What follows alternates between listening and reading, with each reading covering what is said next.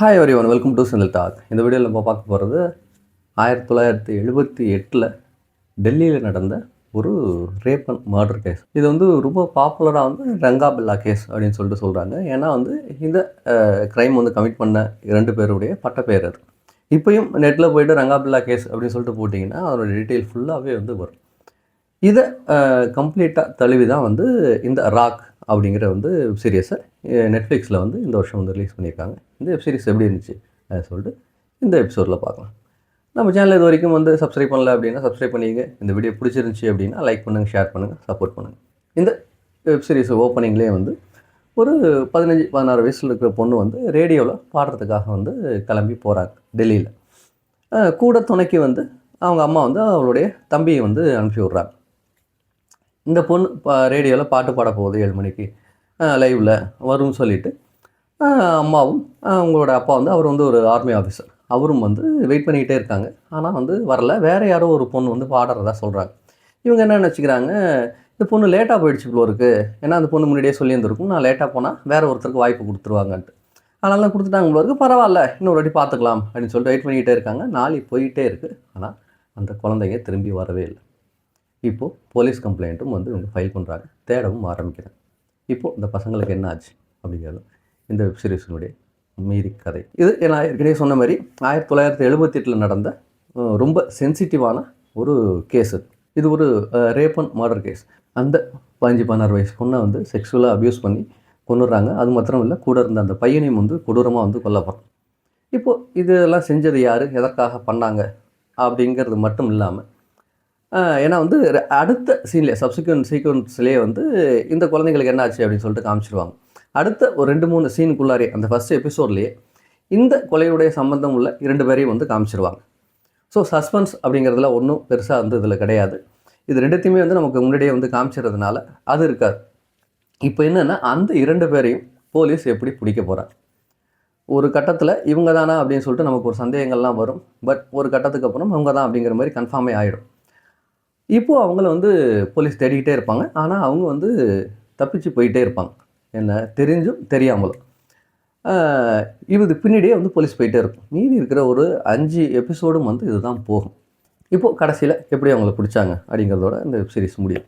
இதோடைய பலம் அப்படின்னு சொல்லிட்டு பார்த்தோம்னா, இதோடைய கேஸ்டிங், இதில் அந்த கேரக்டர்ஸ், முக்கியமாக அந்த கல்ப்ரிக்டா ரங்கா பில்லா அந்தங்கிற 2 கல்ப்ரிட்ஸாக ஆக்ட் பண்ண. ஆக்சுவலி ஒரிஜினல் இந்த நேம்ஸை அதில் யூஸ் பண்ணியிருக்க மாட்டாங்க. எல்லாருடைய பெயர்களும் அந்த டெசிக்னேஷன் எல்லாமே மாறி இருக்கும். ரியலாக அந்த குழந்தையோட அப்பா நேவல் ஆஃபீஸர், இதில் ஆர்மி ஆஃபீஸர் மாற்றிருப்பாங்க. அந்த மாதிரி பெயர்களும் எல்லா இடத்துலையும் மாற்றிருக்கும்.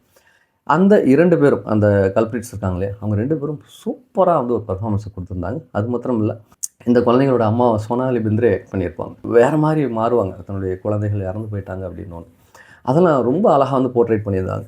ஸோ அவங்களோட பெர்ஃபார்மன்ஸு, அந்த கேஸ்டிங் எனக்கு பெரிய பலமாக இருந்தது. அது மாத்திரம் இல்லை, இது கொஞ்சம் நார்மலாக இல்லாமல் கொஞ்சம் கான்டெம்ப்ரரியாக இருந்த மாதிரி இருந்தது என்னோடய ஸ்க்ரீன் ப்ளே.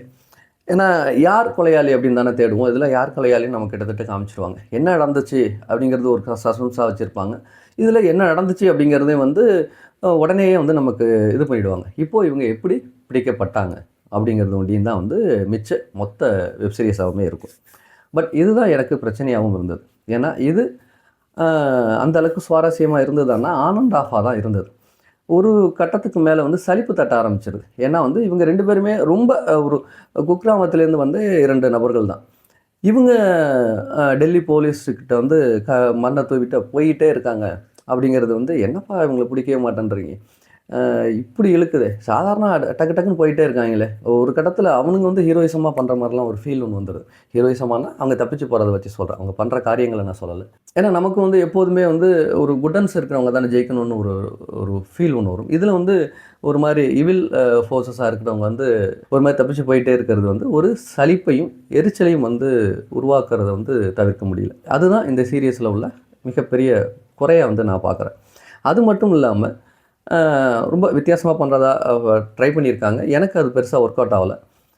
இந்த குழந்தைகளை அவங்க என்ன பண்ணாங்க அப்படிங்கிறத காமிக்க மாட்டாங்க. என்ன அதனுடைய இது மாதிரி கொல்லப்பட்டாங்க அப்படிங்கிறது ஒன்றே காமிக்கப்படும். அது எப்படி நடந்துச்சு அப்படின்னு காமிக்க மாட்டாங்க. பட் ஓரளவுக்கு நம்மளால் அதை யூகிக்க முடியும். ஆனால் எல்லாம் முடிஞ்சிருச்சு. அவனுங்க பிடிச்சிட்டாங்க. இவ்வளோ கஷ்டப்பட்டு அங்கே இங்கேயும் தேடி பிடிச்சிட்டாங்க. பிடிச்சதுக்கு அப்புறமே சீரிஸே முடிஞ்சு போச்சு. முடிஞ்சதுக்கு அப்புறமே கடைசியா இன்னொரு எபிசோடு சரி முடிஞ்சிருச்சு, எல்லா எபிசோடும் முடிஞ்சிருச்சு அப்படின்னு பார்த்தோம்னா, அடுத்து இன்னொரு எபிசோடு ஒண்ணு போகுது. என்னன்னா, இந்த குழந்தைங்க எப்படி அவங்ககிட்ட போய் சேர்ந்தாங்க? அவங்க இந்த குழந்தைங்கள என்ன பண்ணாங்க? அப்படிங்கிறதையே ஒரு லாஸ்ட்டா ஒரு எபிசோடா வந்து கொண்டு போறாங்க. அது தேவையே இல்லாம இருந்தது. ஏன்னா எல்லாமே ஃபினிஷ்டு. நம்மளால வந்து ஓரளவுக்கு யூகிக்க முடியுது. அத மறுபடியும் விஷுவலா எதுக்கு கன்வெர்ட் பண்ணாங்கன்னு எனக்கு தெரியல. அது ஏற்கனவே எடுத்துட்டு நான்லயே நேரா அத கட் பண்ணிட்டு, சரி அந்த ஃபுட்டேஜ் இருக்கு அப்படின்னு சேர்த்தாங்களா? இல்ல அது ஒரு ஸ்டைலா இருக்கட்டும்னு சொல்லிட்டு ட்ரை பண்ணாங்களான்னு தெரியல. எப்படி இருந்தாலும் அது எனக்கு வந்து பெருசா வந்து ஒர்க் அவுட் ஆகல. ஆ இதில இன்னொரு பெரிய எனக்கு ஒரு கொஸ்டினா இருந்துகிட்டே இருந்தது என்ன அப்படின்னா, ஆரம்பத்தில இந்த குழந்தைகள அனுப்பும்போது அவங்க அம்மா வந்து அந்த குழந்தைங்ககிட்ட கையில வந்து பைசா குடுத்து அனுப்புவாங்க. இந்தா இத வச்சுக்கிட்டு வாடகை டாக்ஸி எடுத்துட்டு போங்க அப்படின்னு சொல்லிட்டு. ஏன் அந்த குழந்தைங்க அந்த வாடகை டாக்ஸிய எடுக்கல? அவங்க கூப்பிட்டு கிடைக்கலையா? இல்ல வாடகை டாக்ஸியே இல்லையா? அ ஏன் லிஃப்ட் கேட்டு போறாங்க? அப்படிங்கிறது வந்து ஒரு இதுவா இருந்தது. அதுக்கு ஒரு பெரிய விளக்கம் இல்ல.